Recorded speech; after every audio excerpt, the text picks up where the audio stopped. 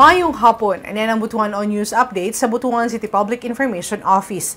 Nakadawat ang mga kabataan sa Sinaka iPad Elementary School sa Barangay Antikala ng syudad ug mga school supplies miaging simana. Gipangunahan kini ni Mutyahong Butuan 2023 Shane Keithley Milihor, pinaagi siyang advokasya nga education with action kun ido aksyon.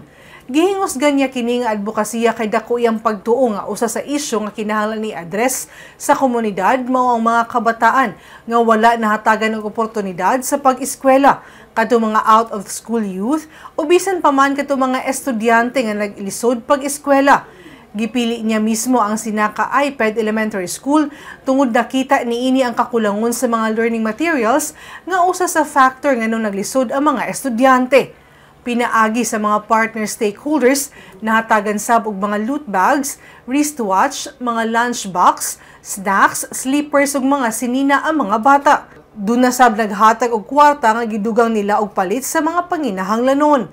Malipayon si Mutya Shane sa pinakaunang kalampusan sa iyang advokasya og nanghinaot nga masundan kini para mas daghan pa nga mga bata ang makabenepisyo sa advokasya nga iyang gipangunahan dinhi sa syudad sa Butuan.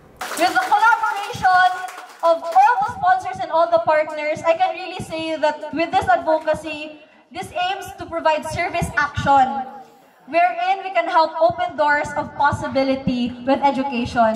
So with that, this program that we're going to be having today, it's not just going to be a gift giving, well, it's really with that, but this is also going to be educational and with awareness.